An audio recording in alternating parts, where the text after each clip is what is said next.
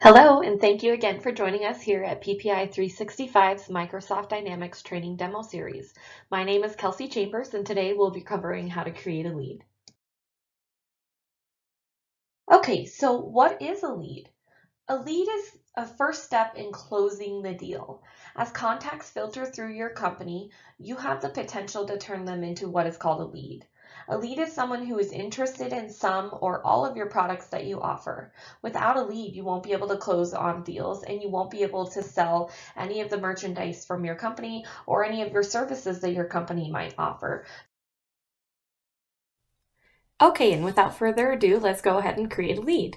Underneath your sales dropdown within your Microsoft Dynamics 365, you should find a little box that says leads. We're going to go ahead and select that. Once that opens, we're going to select the new button. Now this does run you through quite a bit of information. As much information as you can possibly get when you're capturing a lead, the better. So up here you'll notice that we are in the qualifying section. We haven't qualified the lead though until we move it to the next stage.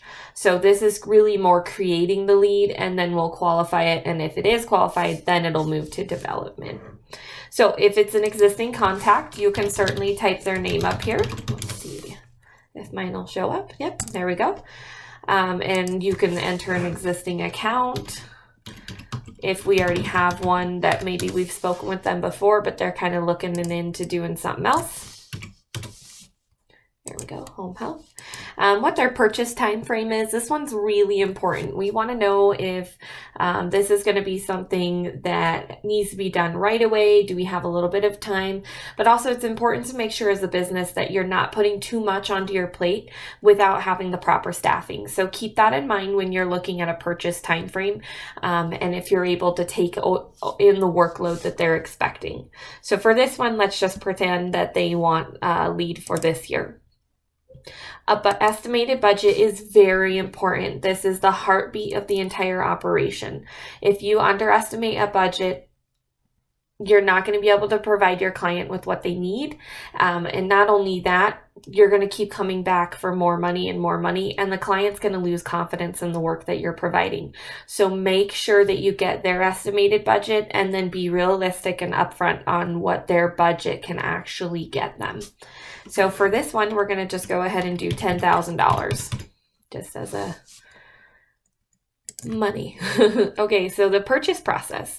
What this means is it an individual that makes the decision, or is it a committee that has to decide to make the purchase? If you don't know, it's okay. You can leave it as unknown.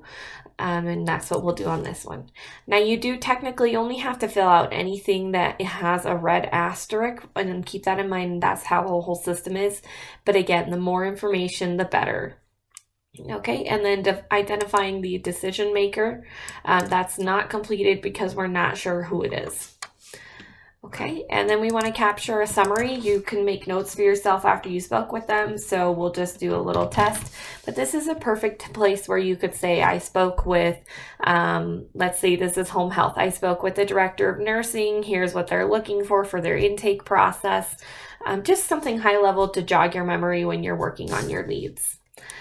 So for the topic, again, we're going to do home health.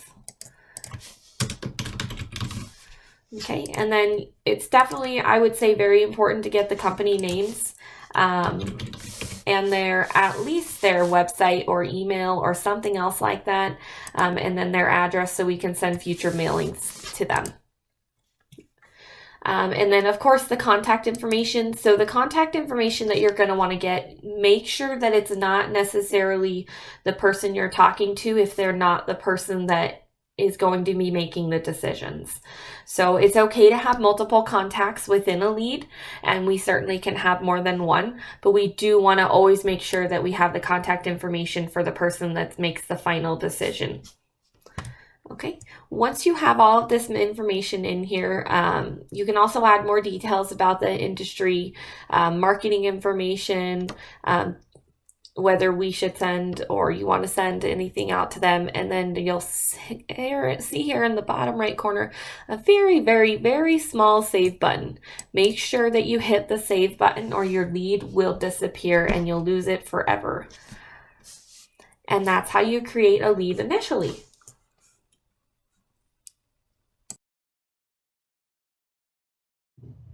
So where does the lead go now?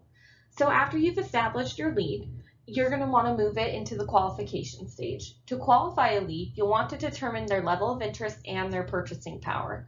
Once you have qualified the lead now is what's called an opportunity. So the opportunity will move this into the development stage. Now this is the time to identify the stakeholders, your competitors, your sales team members, and a solution should be proposed within this time to the potential client. Once you've moved past the initial development stage, you're going to propose a time to set up a meeting with all the stakeholders and all the sales team and present your actual proposal. Hopefully you've closed the deal, but either way, it's time to finish up the paperwork in the closing stage.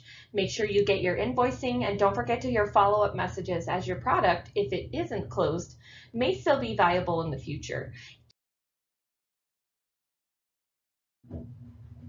So this concludes our high-level overview of creating a lead and the process flow it relates to. Thank you again for joining us here at PPI 365 for our Microsoft Dynamics 365 training demo series. As always, if you have any questions, please reach us at info@ppi365.com.